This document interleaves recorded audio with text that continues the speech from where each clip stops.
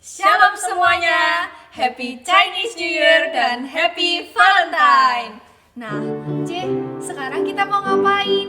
Nah, kita akan mengadakan webinar dan untuk merayakan Valentine kita.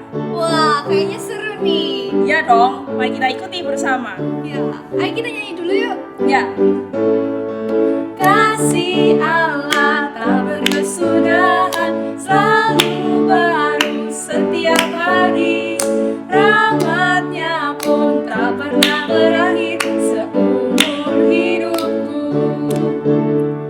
Kasih Allah tak berkesudahan, selalu baru setiap pagi.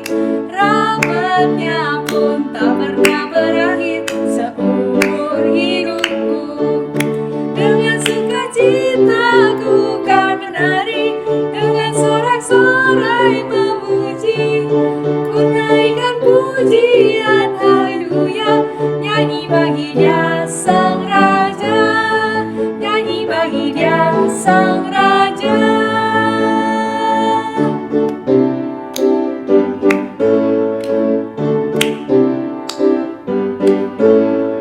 Kasih Allah tak berkesudahan, selalu baru setiap pagi. Rahmatnya pun tak pernah berakhir seumur hidupku. Dengan sukacita ku kan menari, dengan sorak-sorai memuji, ku naikkan pujian haleluya, nyanyi bagi Dia Sang Raja. Dengan sukacita ku kan menari, dengan sorak-sorai memuji, ku naikkan pujian haleluya, nyanyi bagi Dia Sang Raja, nyanyi bagi Dia Sang Raja selamanya.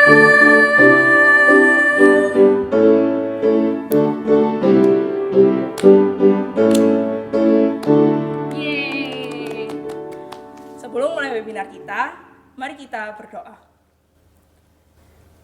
Ya Tuhan, terima kasih untuk kasih-Mu yang sangat besar bagi kami. Hingga pada hari ini, kami boleh merayakan Valentine dan mengadakan webinar mengenai LGBT.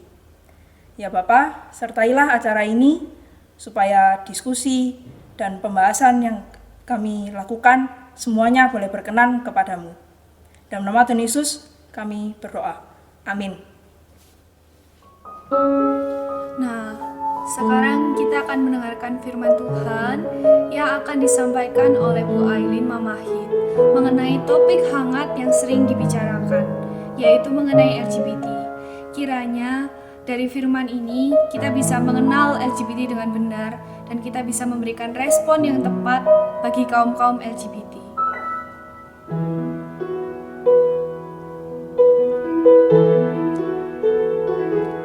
Kau Bapa yang mengasihiku,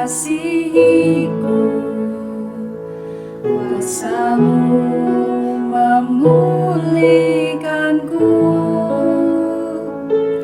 hati yang baru Kau berikan untukku dapat melihat rencana-Mu indah bagiku. Kau ada di setiap jalanku, hatiku haus dan lapar akan Engkau. Kaulah segalanya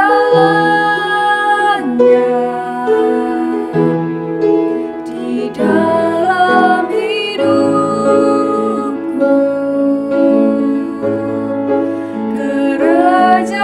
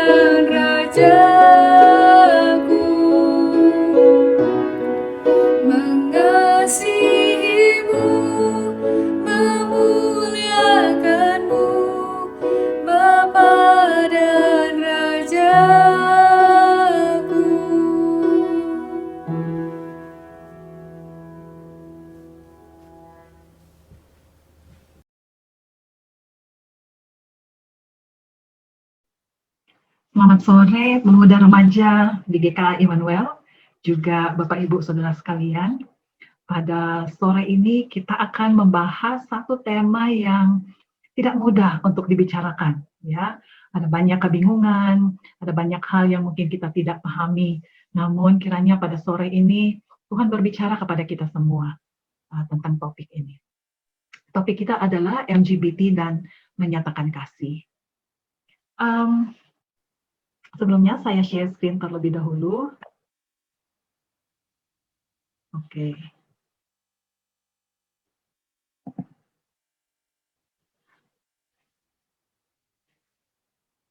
Menyatakan kasih kepada kaum LGBT.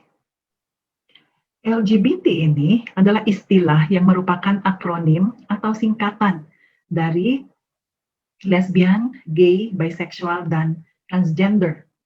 Istilah ini banyak digunakan sebagai penunjukan identitas sekelompok individu yang juga digunakan oleh mayoritas komunitas dan media yang berbasis identitas, seksualitas, dan gender di Amerika Serikat dan beberapa negara berbahasa Inggris lainnya.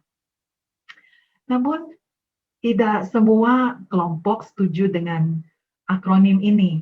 Ada yang merasa bahwa LG, lesbian gay, itu harus dipisahkan dari kelompok BT, atau bisexual dan transgender. Ada lagi kelompok yang menyebut diri LGBTQI. Q adalah singkatan untuk queer, istilah bahasa Inggris yang artinya adalah orang-orang yang belum yakin dengan identitas seksualnya. I adalah intersex, yaitu sekelompok orang yang merasa tidak jelas identifikasi karakteristik kelaminnya ini, laki-laki atau perempuan. Karena kromosom XY, laki-laki, dan kromosom XX, perempuan, tidak terlalu jelas, sehingga mereka disebut intersex. Jadi banyak variasi yang muncul sebenarnya. Tapi untuk memudahkan berbagai pihak termasuk media ya sudah mewakili dengan kata LGBT dan itu yang marak juga dipakai di Indonesia. Nah, LGBT bisa kita pisahkan dalam dua kelompok penjelasan. Yang pertama, LGB yaitu lesbian, gay dan bisexual. Ini adalah berbicara tentang orientasi seksual, ya. Dalam kata lain, mereka secara identitas seksual mengakui diri adalah saya laki-laki atau saya perempuan. Namun ketertarikan seksualnya adalah saya laki-laki tertarik secara seksual hanya kepada laki-laki, yang kemudian disebut kaum gay. Sementara kalau orang tersebut menunjukkan identitas kelaminnya adalah perempuan, tetapi memiliki ketertarikan seksual dengan sesama perempuan saja, maka menyebut diri saya lesbian. Yang ketiga, saya laki-laki, tapi saya tertarik keduanya. Ya, saya tertarik secara seksual pada perempuan juga pada laki-laki. Bahkan saya melakukan praktek hubungan seksual dengan perempuan dan laki-laki. Nah, maka dia menyebut dirinya biseksual. Punya dua ketertarikan seksual. Sehingga kalau dalam gurauan masa tahun 80-an, ada istilah orang AC/DC. Ya, bisa dengan laki-laki, bisa dengan perempuan.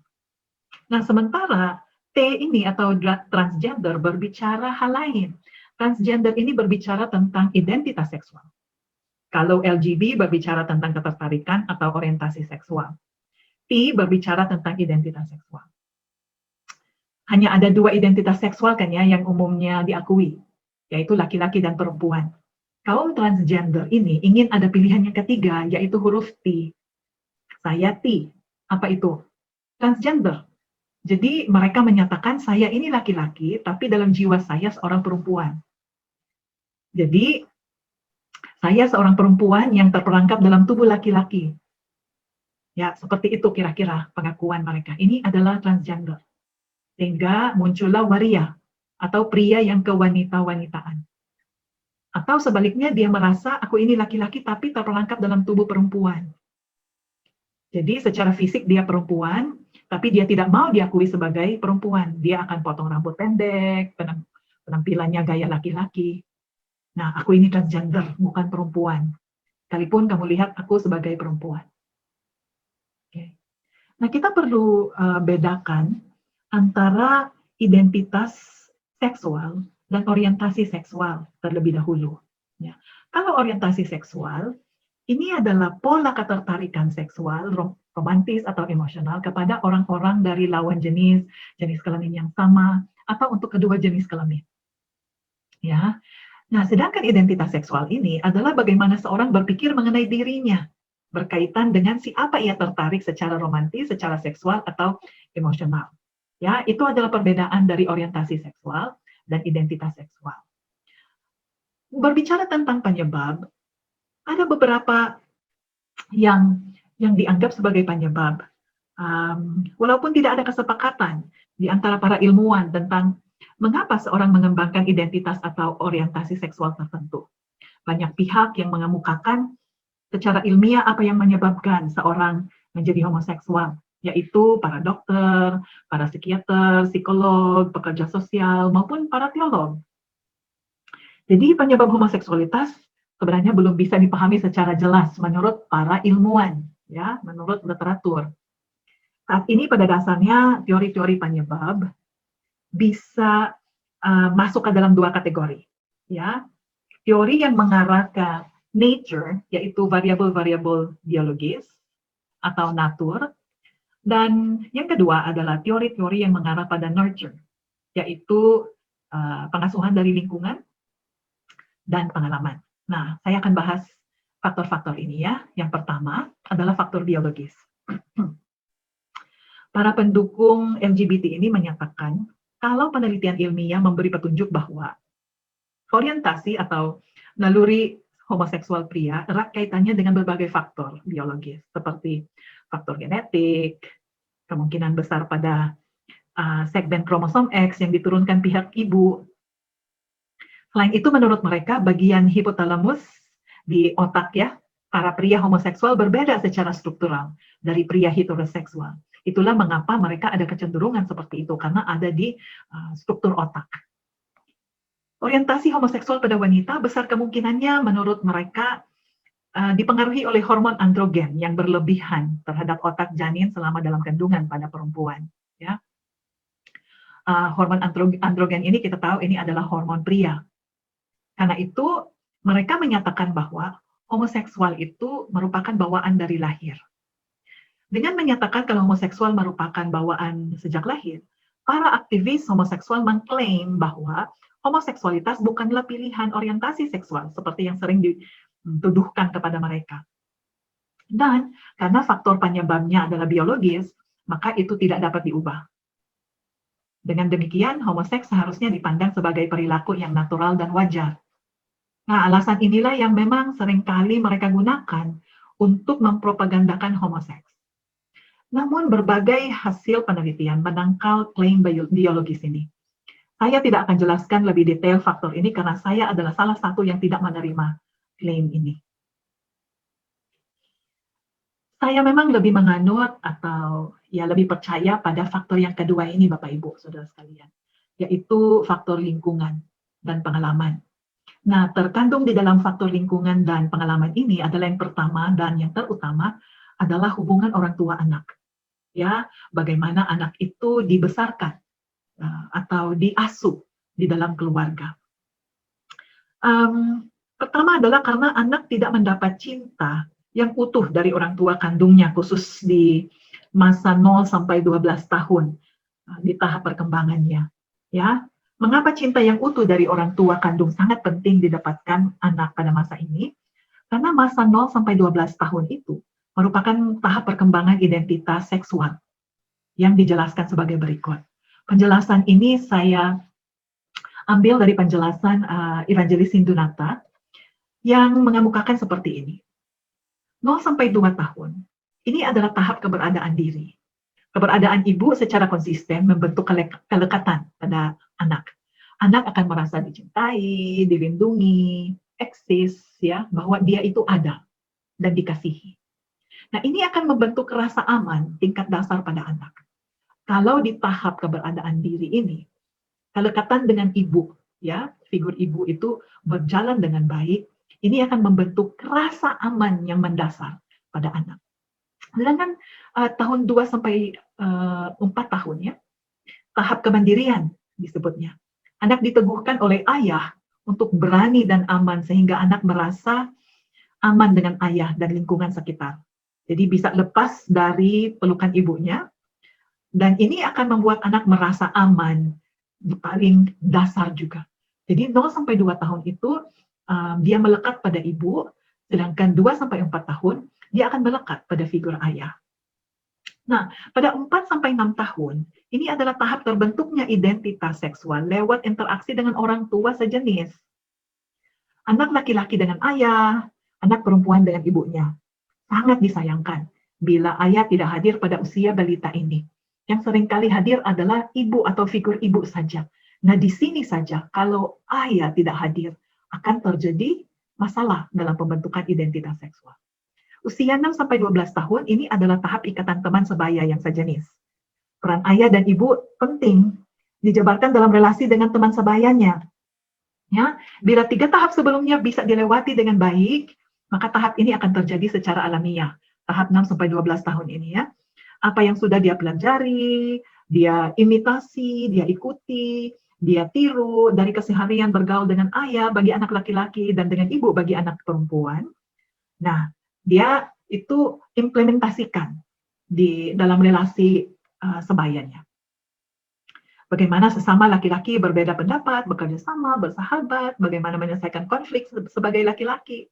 Yang anak perempuan juga begitu, suka main boneka, main plastisin, suka dengan keindahan, kerajinan, penampilan, dan sebagainya.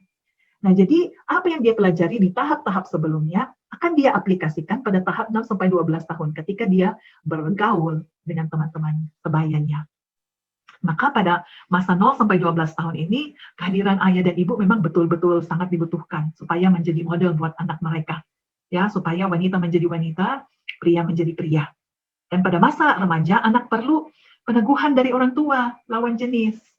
Ya, anak laki-laki perlu peneguhan dari ibu, anak perempuan perlu peneguhan dari ayah. Nah, inilah cinta yang utuh yang sangat menentukan.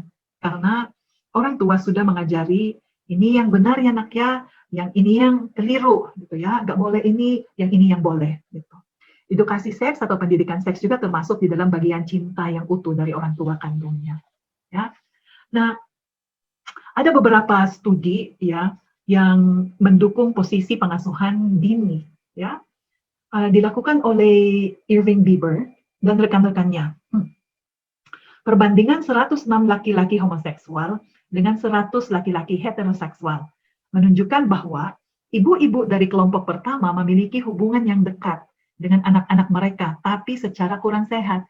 Jadi hubungan kedekatan dengan ibu mereka tidak sehat, ya. Sementara sang ayah terpisah, jauh atau menolak mereka. Ayah tidak hadir, makanya ibu terlalu lekat sehingga relasi tidak sehat. Penelitian ini ditentang oleh beberapa orang yang menuduh para penelitinya bias. Tetapi studi lebih lanjut oleh Ray Evans yang juga membandingkan homoseksual dengan heteroseksual melaporkan hasil yang sama. Ya, pada penelitian yang lainnya memang menunjukkan bahwa relasi antara anak dengan orang tuanya, kedua orang tuanya itu sangat penting. Ya, jadi ada penelitian juga yang dilakukan oleh Gerard Ardweg menyatakan bahwa di antara 200 laki-laki homoseksual, 79% mereka menggambarkan ibu mereka sebagai khawatir berlebihan atau kelewat concern terhadap mereka tentang keselamatan mereka, kesehatan mereka, terlalu sentimental ketika mereka menghadapi kesulitan, terlalu atau over terlibat ya, terlalu terlibat gitu. Nah, jadi keterlibatan yang berlebihan oleh ibu dan ketidakterlibatan seorang ayah rupanya merupakan faktor yang sangat tinggi membentuk homoseksualitas pada anak-anak, khususnya anak-anak laki-laki. Ya, singkatnya sangat terlihat jelas bahwa pola keluarga yang melibatkan kombinasi dari seorang ibu yang mendominasi kehidupan anak dan terlalu dekat dengan anak, ditambah dengan seorang ayah yang terpisah atau terlepas atau bahkan bermusuhan atau mungkin figur ayah yang lemah, tidak dapat diragukan lagi berhubungan dengan perkembangan homoseksualitas pada anak laki-laki. Ya. Sementara faktor-faktor tersebut berpengaruh kuat terhadap terjadinya homoseksualitas, harus ditekankan di sini bahwa ini tidak berarti atau tidak memastikan kalau anak-anak yang dibesarkan dengan cara ini pasti akan menjadi homoseksual. Juga bukan faktor-faktor ini saja yang mempengaruhinya, karena ada faktor yang lainnya. Nah, di dalam faktor lingkungan dan pengalaman ini, rupanya juga faktor yang alasan atau penyebab yang tinggi ya untuk homoseksualitas adalah pelecehan seksual. Pengalaman pelecehan seksual. Beberapa penelitian terhadap para korban pelecehan seksual yang terjadi pada waktu mereka masih kanak-kanak ya, menunjukkan korelasi yang sangat kuat dan tinggi antara pelecehan seksual dengan terjadinya homoseksualitas.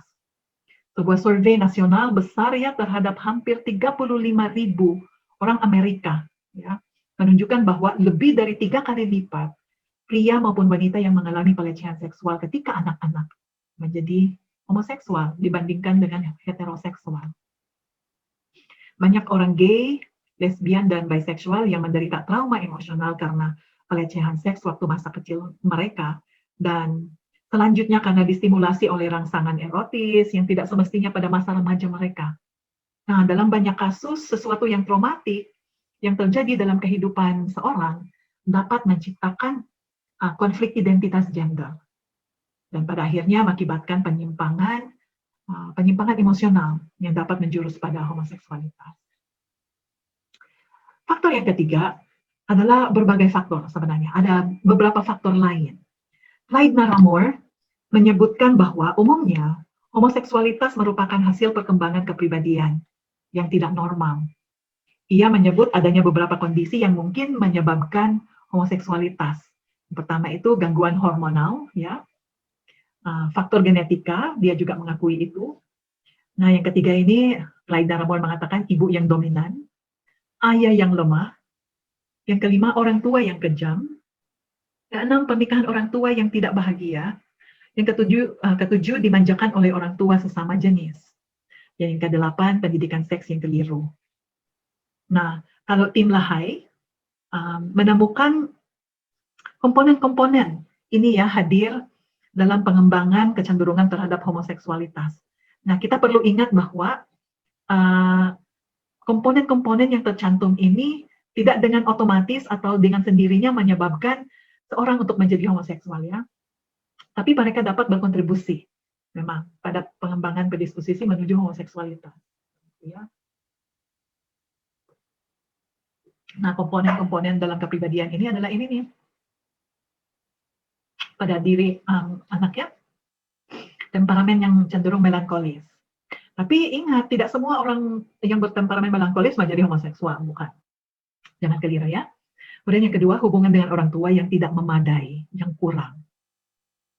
Yang ketiga, pengasuhan anak yang permisif atau serba mengizinkan, tidak ada larangan sama sekali.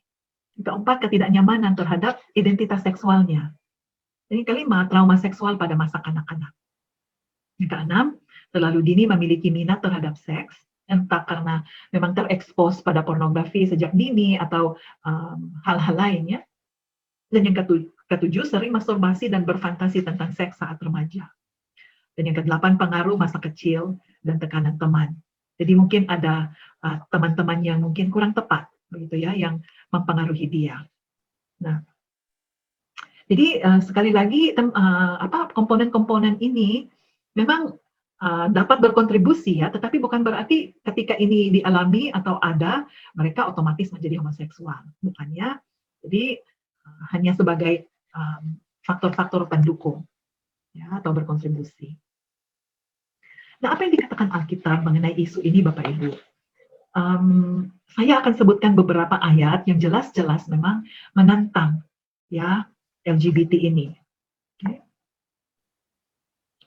Nah, ayat-ayat ini adalah seperti ini. Di dalam Kejadian pasal 19, kalau kita baca, ini adalah peristiwa Sodom dan Gomora.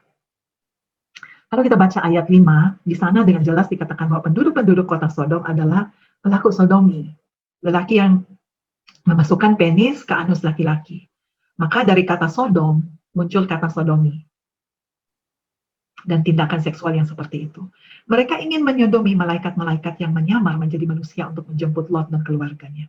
Itu yang tercatat pertama di dalam Alkitab. Ya, nanti kita akan lihat bagaimana Tuhan menghukum Sodom dan Gomora. Karena selain dosa ini, Sodom dan Gomora ini begitu sesat orang-orangnya. Yang kedua adalah Imamat 18 ayat 22 dikatakan, janganlah engkau tidur dengan laki-laki secara orang bersetubuh dengan perempuan, karena itu suatu kekejian. Terlihat bahwa homoseksualitas sudah menjadi gaya hidup bangsa-bangsa zaman itu ya, pada umumnya. Allah melarang praktek ini, praktek homoseksualitas yang sudah umum dilakukan pada saat itu. Dan ayat ini ada beberapa larangan lainnya ya. Larangan untuk incest, larangan berhubungan seks dengan binatang. Jadi sebenarnya firman Tuhan dengan jelas mengingatkan bahwa isu ketertarikan sejenis, perilaku homoseksual, itu adalah salah satu dosa seksual, bukan satu-satunya. Dan juga bukan yang terbesar, juga bukan yang terberat, tapi salah satunya. Di dalam Alkitab memang kita melihat bahwa kehidupan homoseksual itu ditentang oleh Allah. Ya, praktek homoseks dengan alasan apapun, sejak semula dan sampai kapanpun tidak dibenarkan oleh Allah. Beberapa bagian Alkitab berikutnya ini menunjukkan bahwa memang homoseksualitas itu dilarang oleh Alkitab. Roma 1 ayat 24 sampai 27, ya. Di sini ada kata melakukan kemesuman, ya, laki-laki dengan laki-laki. Janganlah engkau tidur dengan laki-laki. Maaf. Karena itu Allah menyerahkan mereka kepada keinginan hati mereka akan kecemaran, sehingga mereka saling mencemarkan tubuh mereka. Ya, sebab mereka menggantikan kebenaran Allah dengan dusta dan memuja dan menyembah makhluk dengan melupakan penciptanya yang harus dipuji selamanya, selama-lamanya. Amin. Karena itu Allah menyerahkan mereka kepada hawa nafsu yang memalukan. Sebab istri-istri mereka menggantikan persetubuhan yang wajar dengan yang tidak wajar. Demikian juga suami-suami meninggalkan persetubuhan yang wajar dengan istri mereka. Dan menyala-nyala dalam berahi mereka seorang terhadap yang lain. Sehingga mereka melakukan kemesuman. Laki-laki dengan laki-laki. Dan karena itu mereka menerima dalam diri mereka balasan yang setimpal untuk kesesatan mereka. Ya. 1 Korintus 6 ayat 9 sampai 10 dan 1 Timotius 1 ayat 10 dalam surat Paulus kepada jemaat di Korintus dan kepada Timotius, ia menyebutkan tentang dosa-dosa yang bisa mengakibatkan orang melakukannya tidak akan mendapat bagian dalam kerajaan Allah. Dan salah satunya adalah disebut ya banci dan orang pemburit, begitu. Nah, menurut pemahaman tradisional, ketika Paulus menyebut kata banci, ia menggunakan kata malakos. Dan ketika Paulus menyebut kata pemburit atau homoseksual, ia menggunakan kata Yunani arsinokoite. Dan ia menyatakan bahwa orang-orang yang melakukannya tidak akan mendapat bagian dalam kerajaan Allah. Dosa ini juga dikutuk dalam hukum Taurat. Di dalam Yudas 1 ayat 7-8 menyatakan sama seperti Sodom dan Gomora dan kota-kota sekitarnya yang dengan cara yang sama melakukan percabulan dan mengejar kepuasan-kepuasan yang tidak wajar, telah menanggung siksaan api kekal sebagai peringatan kepada semua orang. Namun demikian orang yang bermimpi-mimpian ini juga mencemarkan tubuh mereka yang menghina kekuasaan Allah serta menghujat semua yang mulia di surga. Jadi dalam kitab Yudas ini seperti yang disebut sebelumnya di Kejadian 19 ya, disebut dengan jelas dosa Sodom dan Gomora yang mengakibatkan Allah membinasakan mereka, yaitu dosa percabulan dan mengejar kepuasan-kepuasan yang tidak wajar. Nah, saya tidak akan membahas lebih dalam lagi tentang ayat-ayat ini. Ada buku-buku yang membahasnya, silakan kalau Bapak Ibu ingin mempelajari ayat-ayat ini lebih dalam lagi, saya persilakan. Karena kaum LGBT mempunyai serangan-serangan atau alasan-alasan bahwa yang ayat-ayat ini tidak menyebut bahwa ini melarang homoseksualitas atau melarang LGBT gitu ya. Jadi penting sekali untuk kita mengedukasi diri kita dan tahu lebih banyak apa yang terkandung di dalam ayat-ayat ini. Nah, salah satu pertanyaan juga yang sering kali kita bahas atau pikirkan ketika berbicara tentang LGBT adalah apakah mereka masih bisa pulih? Apakah keadaan seperti ini masih bisa pulih? Ya, asosiasi terkemuka yang terdiri dari para psikiater dan psikolog di Amerika Serikat, yaitu American Psychiatric Association, menentang perawatan psikiatris atau psikologis apapun, seperti terapi, konseling, terhadap orang-orang homoseksual yang didasarkan pada asumsi bahwa homoseksualitas adalah gangguan mental atau pada asumsi bahwa pasien harus mengubah orientasi seksualnya. Tidak boleh katanya mereka, itu dilarang keras. Ada banyak psikiater dan psikolog yang tidak percaya kalau orang-orang yang mempunyai orientasi seksual atau homoseksual bisa berubah menjadi heteroseksual. Namun fakta di lapangan berbicara lain. Banyak ex-gay dan konselor yang menangani kasus homoseksual serta beberapa penelitian terhadap hal ini menunjukkan kalau orang homoseksual yang sungguh-sungguh ingin mengubah orientasinya bisa atau ada kemungkinan mengalami perubahan. Ya, salah satu gay yang benar-benar mengalami perubahan hidup dan menjadi bukti nyata kalau perubahan orientasi seksual itu benar-benar terjadi adalah Frank Worthen. Ayah Worthen meninggal ketika dia baru berusia 13 tahun. Nah, dia mencari sosok ayah dan menemukannya pada pendetanya. Tragisnya, pendeta itu ternyata adalah seorang homoseksual, pemangsa yang merawat Frank muda untuk menjadi gay. Memberitahu anak yang masih polos itu bahwa Allah menjadikannya istimewa sebagai seorang homoseksual. Ya, jadi singkat cerita, Frank Worthen ini menjadi gay selama 25 tahun, sangat aktif di San Francisco. Namun, ia tidak puas dengan kehidupannya. Pada usianya yang ke-43, ia menerima Injil Yesus Kristus yang mengubah dirinya, kehidupannya. Ia segera mulai menjangkau para homoseksual yang juga tidak puas dengan kehidupan mereka. Worthen dan teman-temannya membentuk Love in Action, pelayanan Kristen pertama yang dikhususkan untuk menjangkau orang yang mengatasi ketertarikan homoseksual. Ya, belakangan ia mendirikan Exodus International, sebuah kelompok pelayanan yang lebih besar untuk para ex-gay. Pada usia 55 tahun, Worthen menikah dan terus melayani bersama dengan istrinya hingga ia dipanggil oleh Tuhan pada tahun 2017. Kesaksian lain adalah dari Janice Jernigan, pengarang sebuah lagu yang sebenarnya kita nyanyikan, sering mungkin berapa kali nyanyikan lah atau kita tahu ya. Selama bertahun-tahun hidup sebagai seorang gay dan mengira kalau kondisinya tidak mungkin bisa berubah. Namun setelah dia sungguh-sungguh menyerahkan diri kepada Tuhan Yesus dan mempersilahkan kuasa Allah untuk bekerja di dalam dirinya, dia mengalami perubahan hidup yang nyata. Ia menikah dan dikaruniai 9 anak.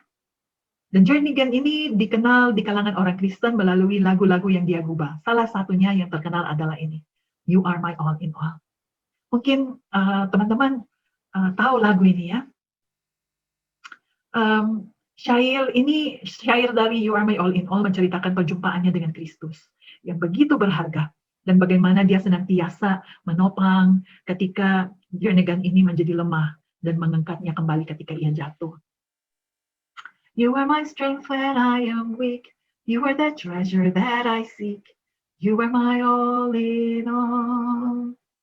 Seeking you as a precious jewel. Lord, to give up I'd be a fool. You are my all in all.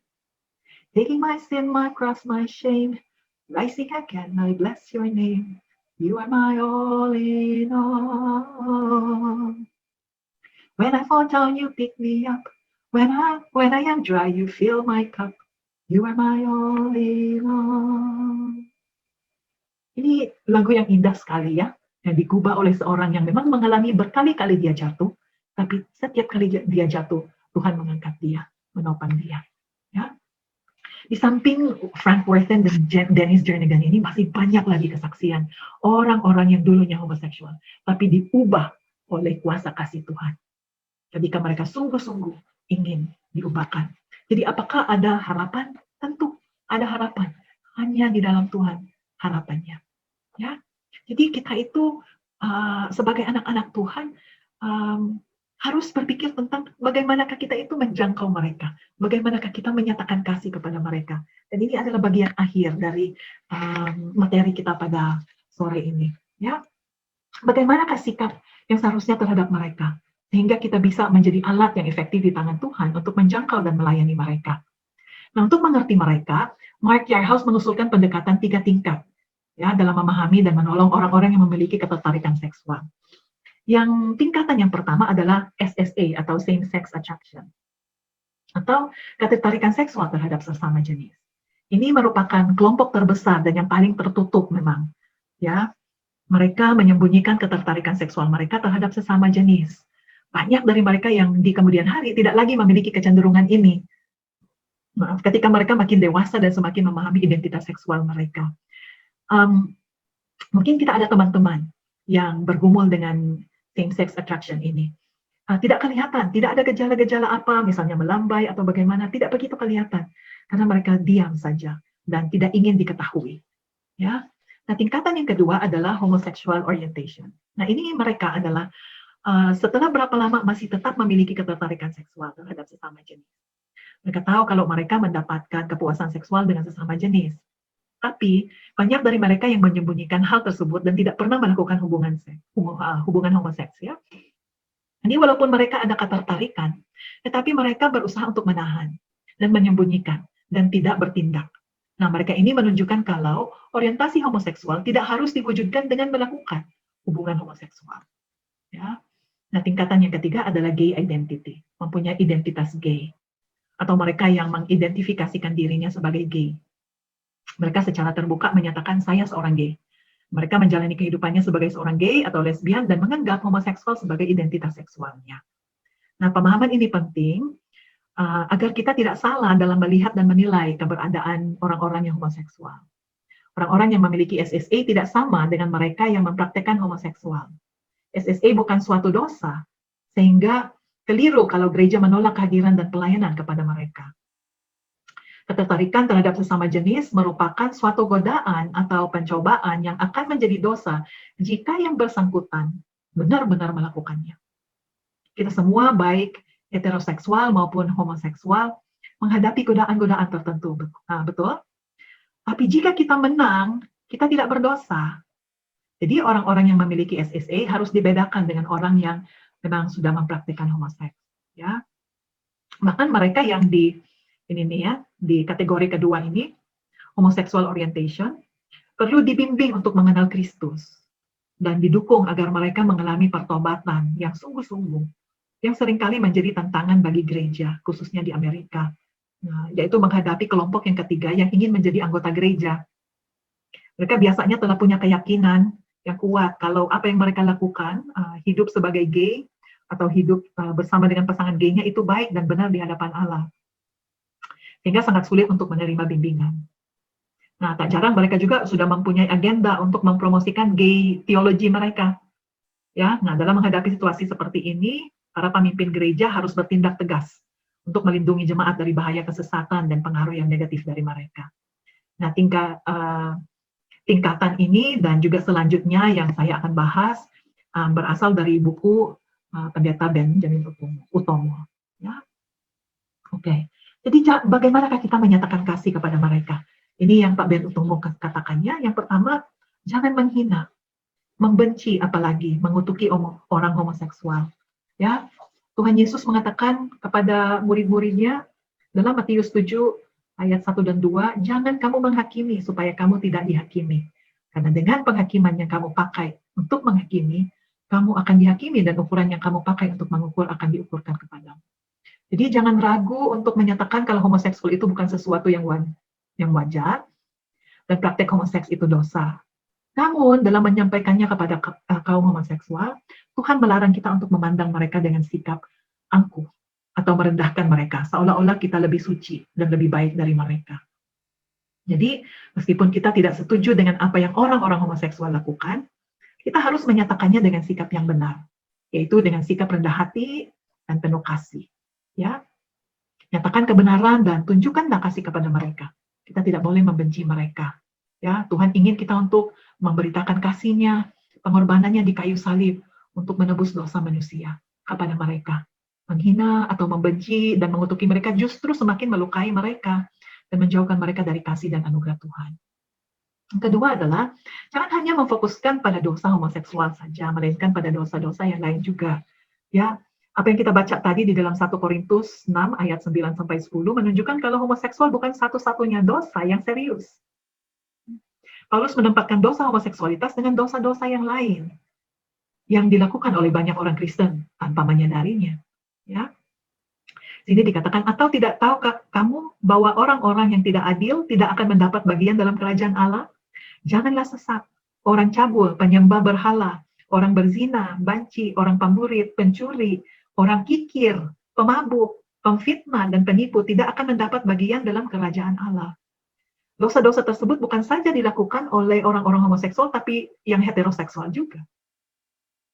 Dosa-dosa serius tersebut juga bukan hanya yang berkaitan dengan seksualitas, tapi juga perbuatan-perbuatan dosa lainnya yang tidak benar, yang tidak adil. Ya, jadi jangan hanya fokus pada dosa homoseksualitas saja. Kalaupun kita tidak terlibat dalam dosa homoseks, kita harus ingat bahwa kita juga ini tidak bebas dari dosa-dosa yang lain. Ya, jadi kita perlu berpikir bahwa dosa mereka yang mereka lakukan, yang homoseksual ini, juga ada dosa-dosa yang kita sendiri sebagai heteroseksual itu lakukan. Karena itu mereka butuh pengertian, penerimaan dari kita. Bukan menerima dosa mereka, tetapi menerima pribadi, menerima orangnya yang juga dikasihi oleh Tuhan. Yang ketiga dan terakhir, jangan memfokuskan pada orientasi seksual mereka, tapi pada pengenalan mereka akan Kristus. Ya, dalam melayani orang-orang homoseksual ada hal-hal yang sering dilakukan oleh orang Kristen, yaitu terlalu memfokuskan pada seksualitas mereka dan berusaha untuk mengubahnya. Pelayanan seperti ini kurang bijaksana dan seringkali tidak efektif. Oleh karena orang-orang tersebut belum mengenal kebenaran Allah, sehingga tidak memiliki kesadaran akan dosa mereka, serta kemampuan untuk melakukan apa yang benar. Ya. Ingat, Alkitab bukan hanya berbicara tentang masalah-masalah seksual ya, yang tadi saya sudah sebut di atas, tapi tentang Allah Tritunggal yang menyatakan siapa dirinya melalui para nabi. Dan yang 2000 tahun yang lalu, Sang Allah Putra datang berinkarnasi menjadi manusia. Tentang Yesus Kristus yang mati di salib untuk menebus dosa-dosa manusia dan bangkit kembali, naik ke surga dan suatu hari nanti akan datang kembali untuk menghakimi orang yang hidup dan yang mati. Ya, tentang kelahiran baru dan hidup baru di dalam Kristus. Ini yang kita beritakan kepada mereka supaya pengenalan mereka akan Tuhan akan menimbulkan kesadaran tentang keadaan mereka, tentang keberdosaan mereka, dan mereka sendiri akan dijamah oleh Tuhan sehingga mereka ingin berubah dan ingin mengubah orientasi seksual mereka. Jadi dalam melayani orang-orang homoseksual, hal yang perlu kita lakukan terlebih dahulu adalah membimbing mereka, mengasihi mereka untuk mengenal Allah dan mengalami kelahiran baru di dalam Kristus. Kemudian membimbing mereka untuk mengerti kehendak Tuhan atas hidup mereka. Ya, ketika yang bersangkutan menerima Kristus dalam hidupnya, mereka juga akan menerima Roh Kudus dalam hati mereka, yang akan memampukan mereka untuk mengerti firman-Nya dan melakukan kehendak-Nya. Ya. Jadi sebagaimana yang telah saya bahas sebelumnya, homoseksualitas merupakan dosa masalah hidup atau masalah yang kompleks. Ya. Nah, kita sebagai anak-anak Tuhan perlu menyatakan kasih kita kepada mereka sehingga mereka dapat mengenal kasih Tuhan dan mereka dapat berubah. Ya. Yohanes 13 ayat 34 sampai 35 berkata, Aku memberikan perintah baru kepadamu, yaitu supaya kamu saling mengasihi, sama seperti aku telah mengasihi kamu. Demikian pula kamu harus saling mengasihi. Dan demikian, semua orang akan tahu bahwa kamu adalah murid-muridku, yaitu jikalau kamu saling mengasihi. Harusnya tidak ada perbedaan dalam menyatakan kasih kepada kaum LGBT dan kaum lainnya. Ya, mengasihi mereka bukan berarti tidak ada batasan. Sama seperti kita mengasihi kaum lain. Kita dapat mengasihi mereka, berelasi dengan mereka, tanpa terseret ke dunia mereka. Ya, kiranya Tuhan menolong kita dan memberkati kita semua.